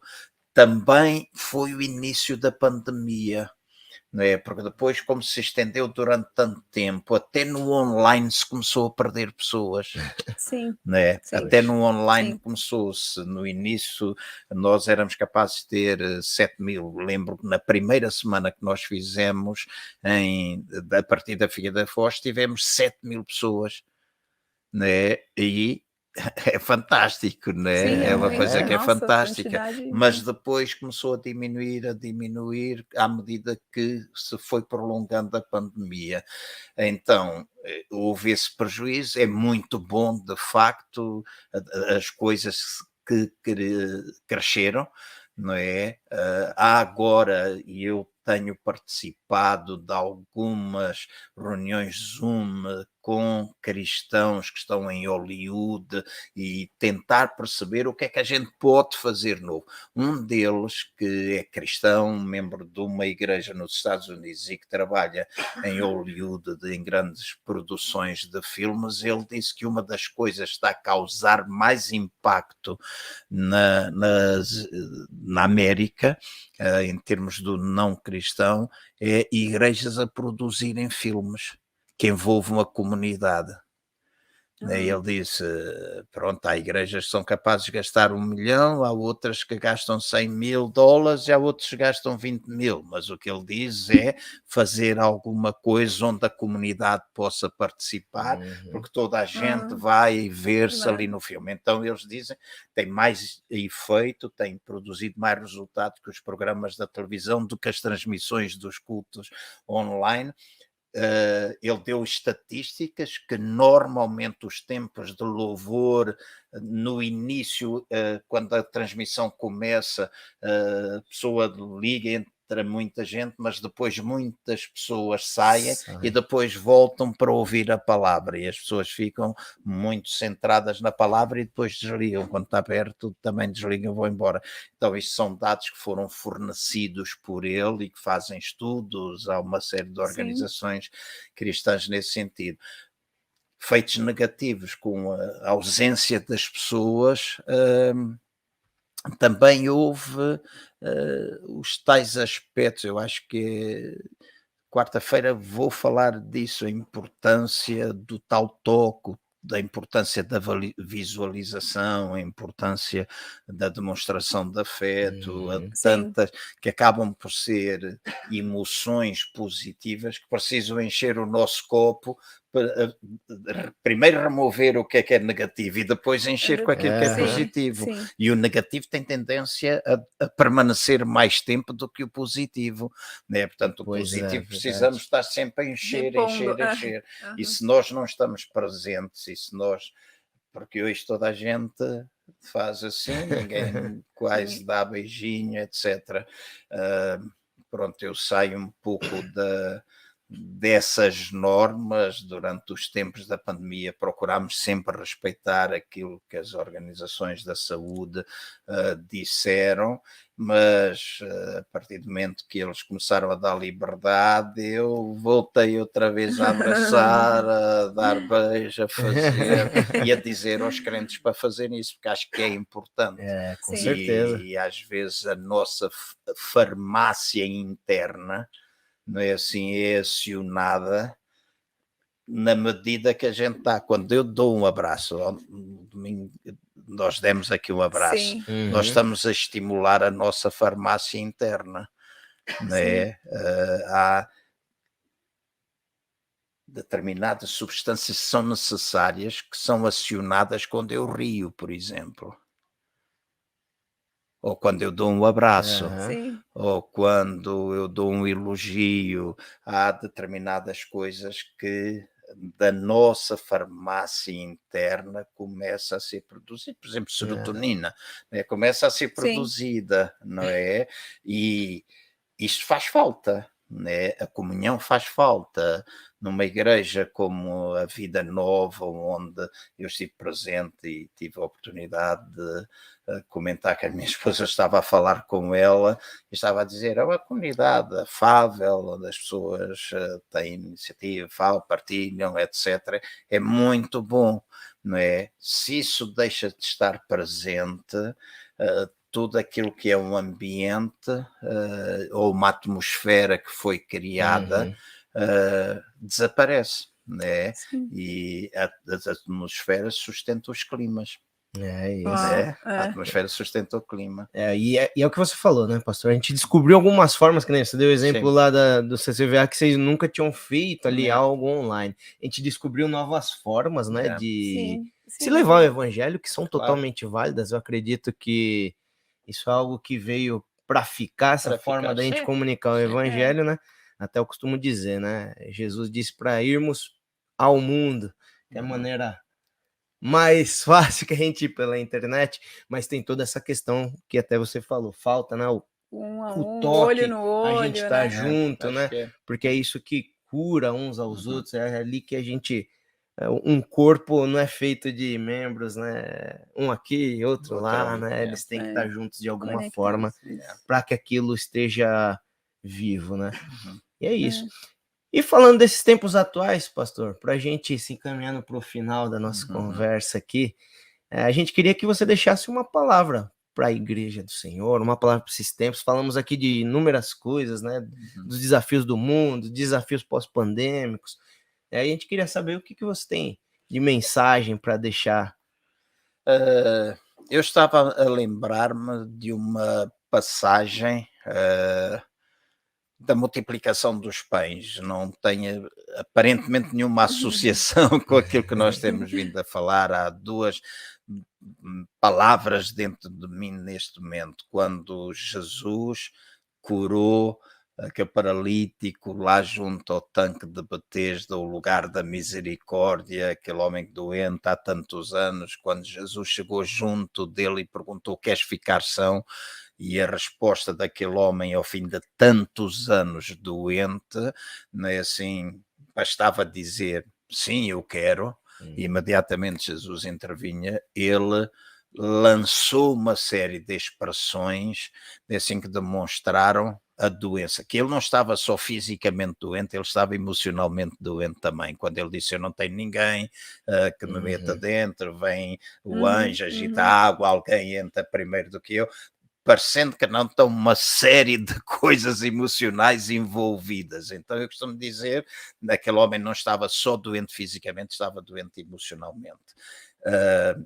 Uma palavra que eu gostava de deixar para todos é: Jesus não perdeu nem poder, nem deixou de ser a mesma pessoa, e acho que todos aqueles que me escutam precisam entender isso. Jesus está junto de cada um de nós neste momento a perguntar: queres ficar são? Queres ficar são? E basta nós dizermos: queremos.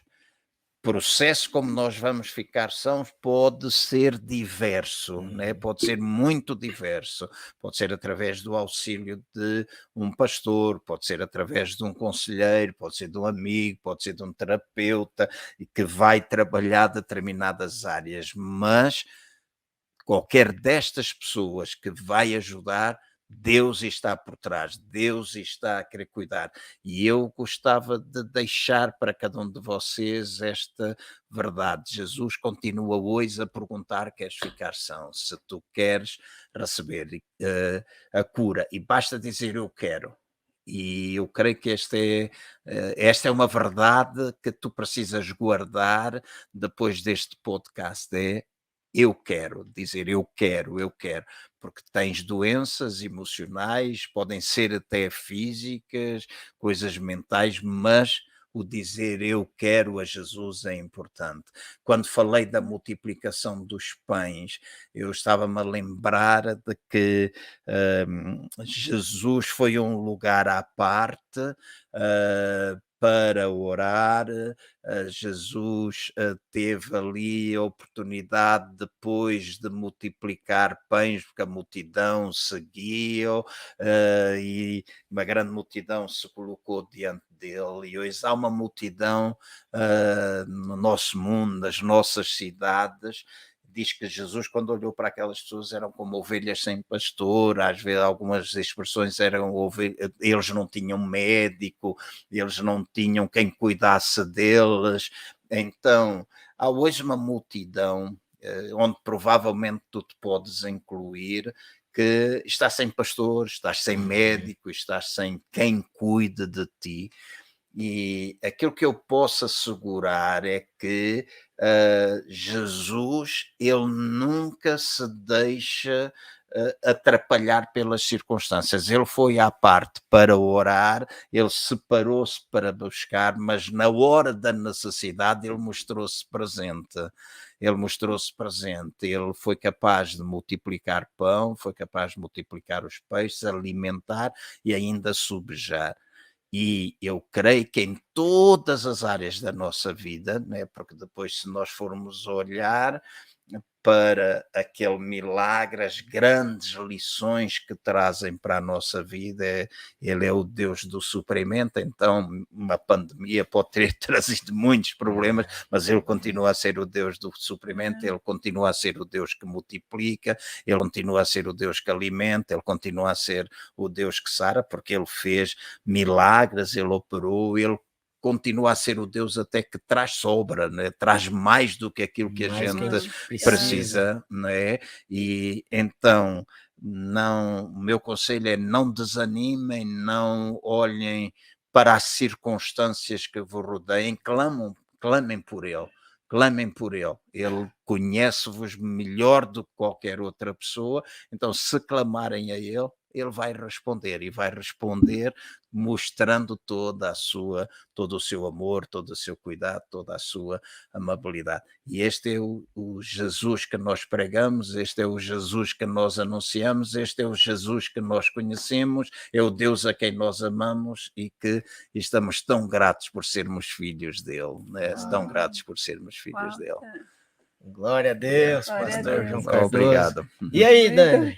Aprendemos hoje, hein, Dani? Aprendemos, a gente nem falou muito pra gente aprender bastante. Pra gente absorver bastante, né? Foi muito bom. Muito obrigada pela presença. Eu é que pelo agradeço. seu tempo. Muito. Foi edificante demais para nós. Acredito que para todo mundo que estiver vendo também. Muito obrigado. Pastor, eu é que agradeço a oportunidade.